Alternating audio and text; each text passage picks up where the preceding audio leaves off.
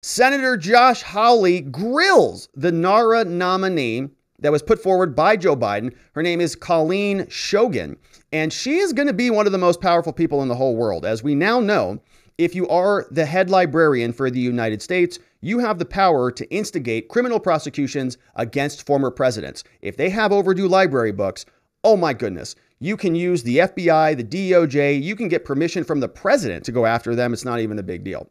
And so this woman we're going to hear really gets into it with Josh Hawley. Ordinarily, this is not a political position, right? The National Archives, we think to ourselves, what is that? What do they even do?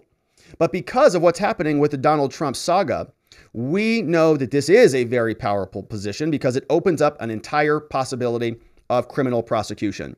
Remember, the current acting archivist is Deborah Steitlwald, and Donald Trump talked about her. You can see we're going to remind ourselves about this clip when he was still the president. Deborah Steitlwald is right over here. She's the current acting archivist. She's the person who was responsible for a lot of the conversations back and forth with the DOJ and the FBI about the records that were at Trump's residence in Mar-a-Lago. And so we'll listen to that clip in a minute, but here is the acting archivist, Deborah Steitlwald. If you go over to her Wikipedia, they'll tell us a little bit more about her. She is the acting archivist over there. Earned her bachelor's degree, art history, went to Georgetown, began her career back in 1991, served as the chief of staff back then from 2008 to 2011, and she became the deputy archivist back in 2011.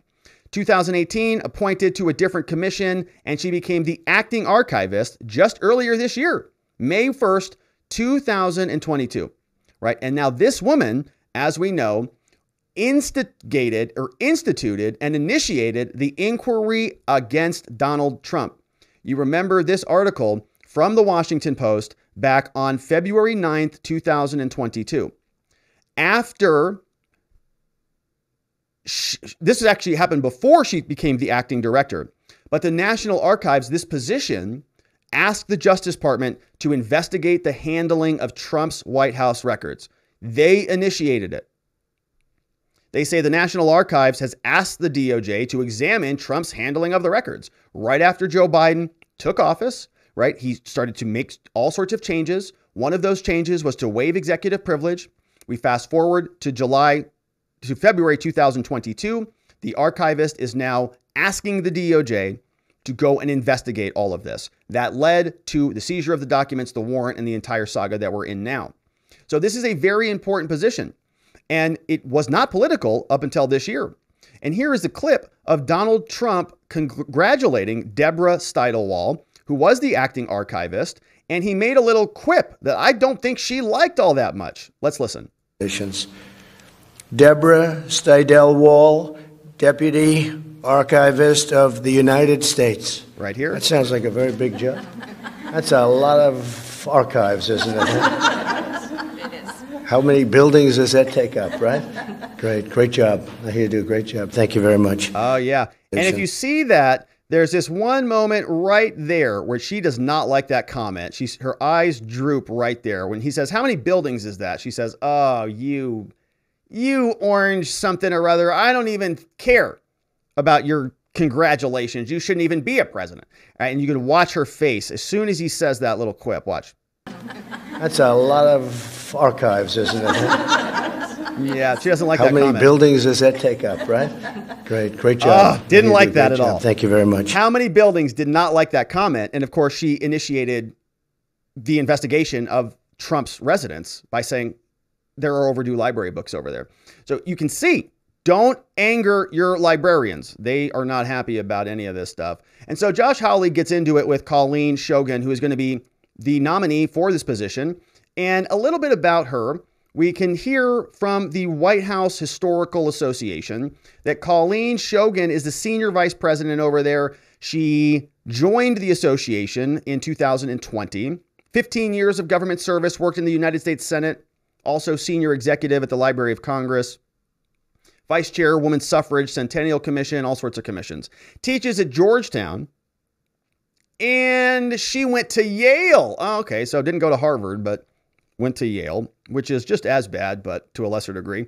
But now she has been nominated for the National Archives position, and Josh Hawley asks her some pretty serious questions. He says, if you're going to be the head librarian for the United States of America, it's pretty important that you're not a partisan hack. Are you a partisan hack? I've got several documents here that seem to indicate that you might be. What do you say? Thank you, Senator Langford. Senator Hawley, you're recognized for your questions. Thank you very much, Mr. Chairman. Let me start with you, Shogan, if I could. You have talked throughout your today's hearing so far and in your pre-hearing Q&A about how much it's important to be a nonpartisan leader. Is that pretty correct? Important to be nonpartisan, yeah. Yes, Senator. And so if you're confirmed, you will attempt to stay politically neutral in your decision-making. Is that fair to say? Yes, Senator. Fair characterization of your views, I should say. Yes, yes. So I was troubled, I have to say, by this article that you wrote that Senator Portman asked you about a minute ago, published by the American Political Science Association. I have it here, Anti-Intellectualism in the Modern Presidency, Republican Populism, published in June of 2007. Do you consider this piece to be nonpartisan? Thank you, Senator, for that question. I consider it to be an academic article, publication of 16, 17 years ago, a scholarly piece.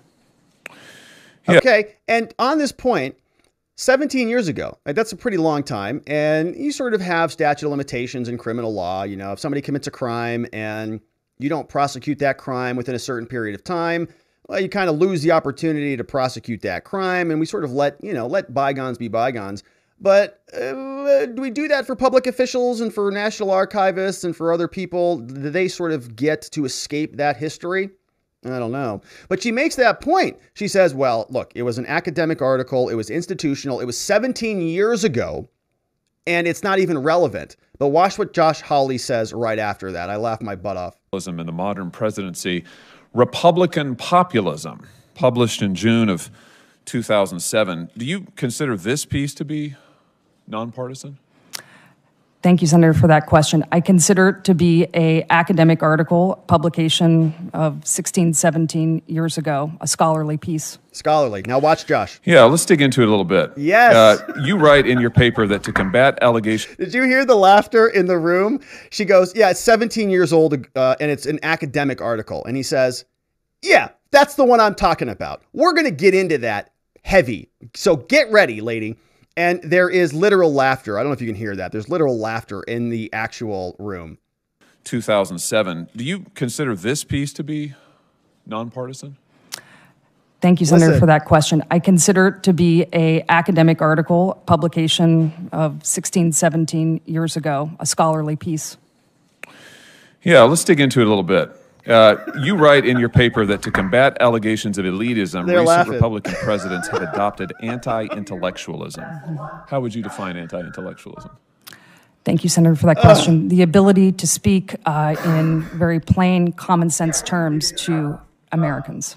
Okay, so the question from Hawley was, how do you define anti-intellectualism? Okay, which is sort of calling a bunch of Republicans idiots. They're all intellectuals, and that's why these Republican president yokels like George Bush and others have to talk so dumb down to America because they're so dumb. The voters are so idiots. Okay.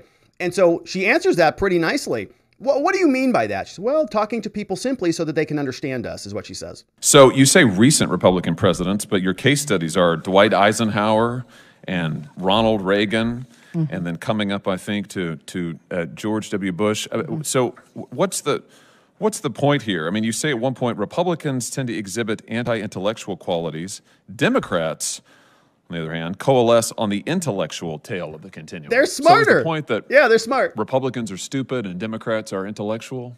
Yeah. Thank you, Senator, for that question. Absolutely not. The point of the article is that the presidents that I featured in it have a rhetorical connection with the American people. By talking dumb. Rhetorical connection that you say is anti-intellectual. Yeah, and you feature every two-term Republican president, going back to Dwight Eisenhower. Yes, Senator. I think it's a piece on rhetoric, and it is really she's looking smiling at how these presidents have been successful rhetorically in their arguments. Yeah, by using dumb language. Interesting. Yeah. It's a piece on rhetoric, but you attribute part of the anti-intellectualism of the Republican Party to, in your words, the rise of the religious right. Oh, Christians. Because those voters are stupid? Thank you, Senator, for that question. Absolutely not.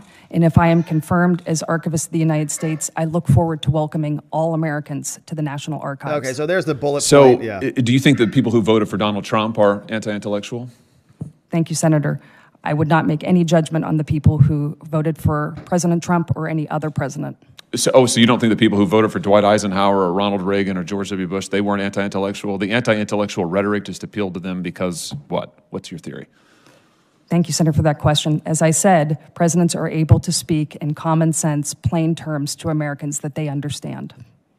So you care. So dumb presidents talk to dumb Americans, and smart presidents talk to smart Americans. So, like, I guess Obama, as that great communicator, was communicating intellectually to the smart Democrats, and George Bush was communicating dumb people Texas talk, y'all, to America.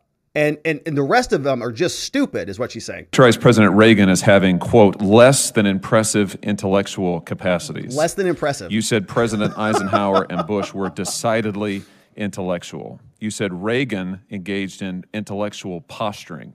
Let's just start with the first one. Less than impressive intellectual capacities. Yeah. In other words, it's dumb. Dumb, just Thank you, dumb. Senator. Absolutely not. That was a perception, and it was cited. I'm sorry, it's a perception by whom? By you? You wrote about it. No, Senator, that was, and as I said, in the article, that is a perception, but actually in the article, because... You say Reagan's less than impressive intellectual capacities have been widely discussed. That's presented as a factual statement. You don't even cite for it. He's dumb. This is on page 298. I have your article. Don't dissemble in front of me. So Reagan's less than impressive intellectual capacities have been widely discussed. You're not saying that he had less than, that's not your view? Thank you, Senator. It is not my view. Why did you write it?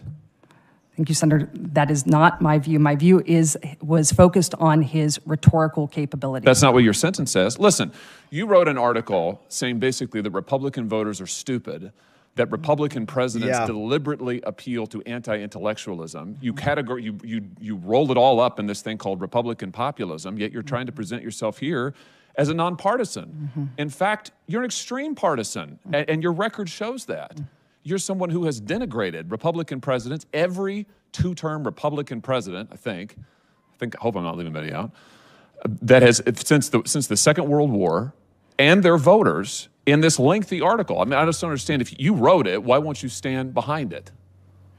Thank you, Senator. I will stand by my long experience for over 15 years of nonpartisan service. You know, this is not just a theoretical points. set of questions, because as you know, we have seen what happens when you have political activists in the position that you are up for confirmation for. And we are living through that as a nation right now. We are living through the weaponization, the political weaponization of the National Archives, the political weaponization of the Department of Justice, the political weaponization of the FBI, such that half of the people of this country cannot trust those institutions. We're living with a president who calls half the voters of this country semi-fascists, who have said that they are a threat to democracy.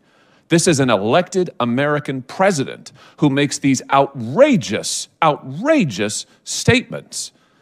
So in that environment, frankly, to have you up for confirmation for this position, which has become very politically charged, in a way I lament. It should not have been, but unfortunately, the past archivists have done what they've done. The FBI has done what it has done. DOJ has done what they have done. And here you are talking about the anti-intellectualism and, frankly, stupidity of American voters.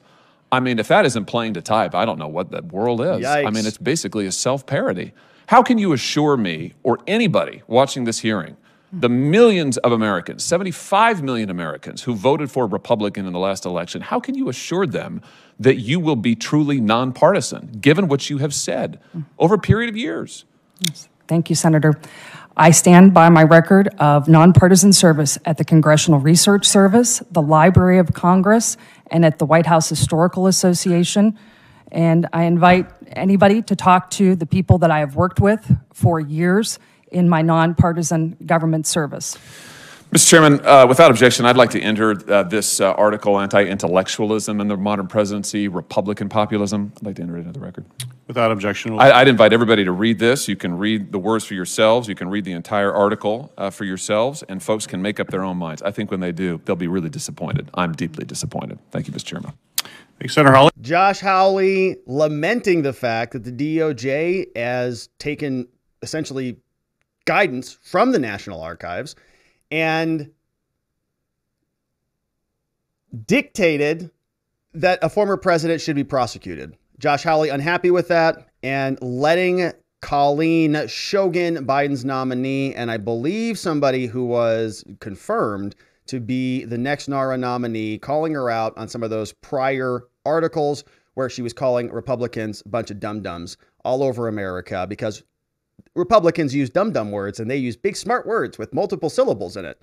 So that is Hawley grilling the NARA nominee, and thank you for supporting our work here. Thank you for subscribing and liking this video and sharing it with a friend. And, and that's it for our segments, but it looks like we might have some breaking news. Oh my goodness, we love breaking news here. Let's see what we've got. So my understanding is that the Court of Appeals may have issued a ruling. So let's pull that up and see what we've got here. I am going over to my federal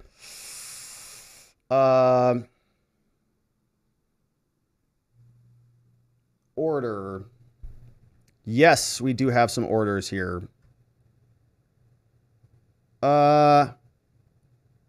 Here's what we've got. Let's pull this open.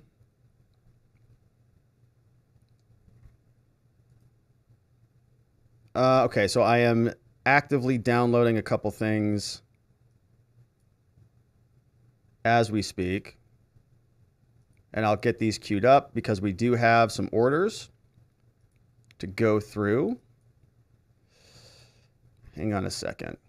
Yeah, we do have some appeals. So let me just read this one here. We're probably going to have to break into this. We're actually going to have to do this tomorrow because these are big orders. This one's 29 pages. And this other one,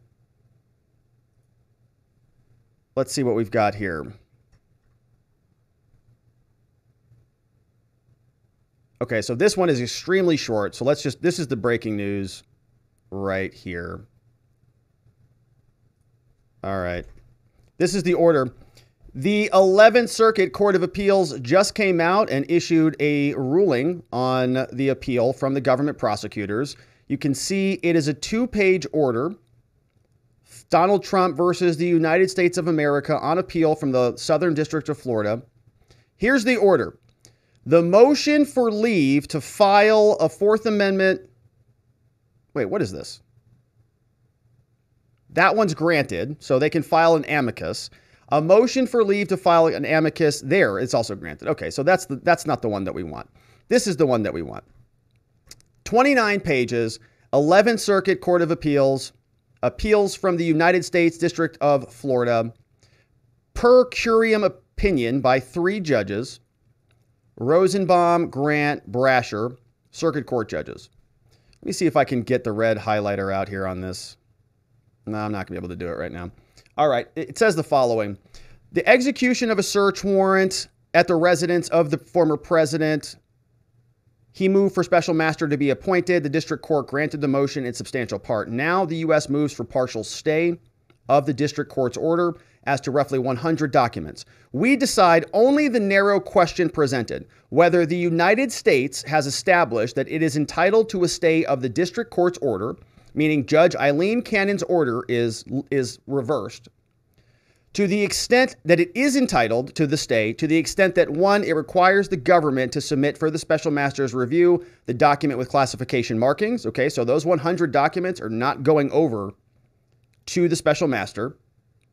And number 2, that it stops the United States from using a subset of documents in criminal investigations.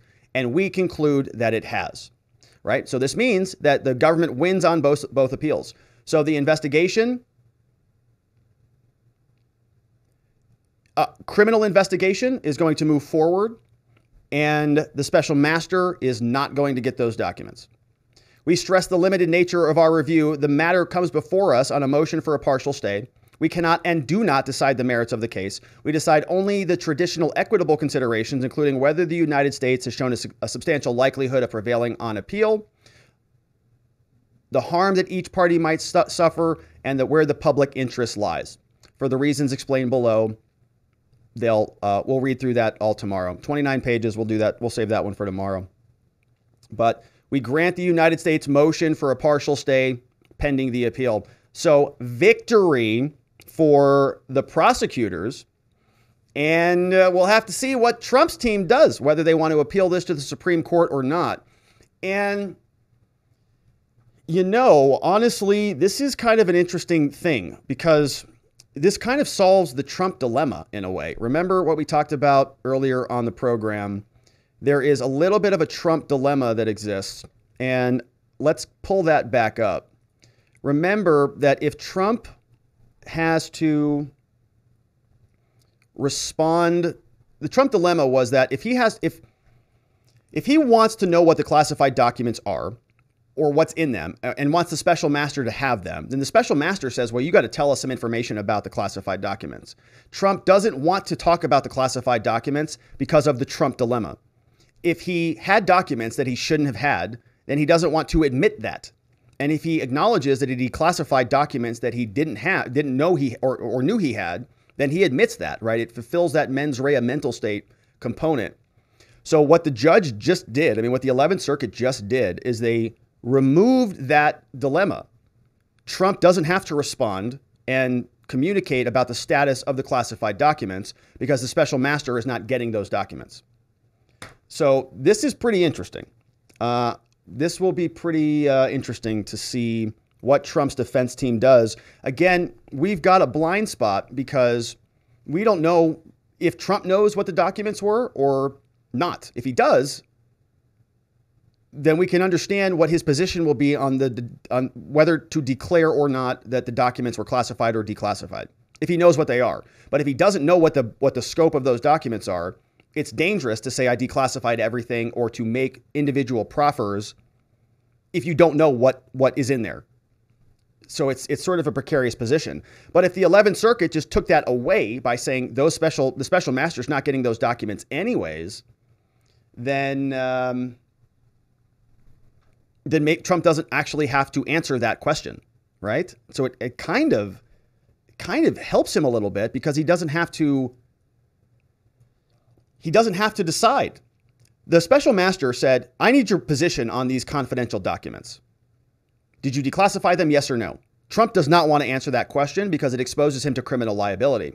The 11th Circuit Court of Appeals just said, you don't have to answer that question. It's moot because the special master is not getting those documents anyways. So, honestly, I don't know if that was a favor to them or not. If they appeal it to the Supreme Court, it's not a favor. If they don't appeal it to the Supreme Court, it was a favor. And they're happy not answering the confidentiality question. Ooh, it's going to be fun. I can't wait to see what Trump and his people say about this after they've had some time to debrief. But that, my friends, is the big update. We will go through the appeal in a lot greater detail tomorrow. 29 pages on that, but we'll save that for tomorrow. We got a fresh tank of gas.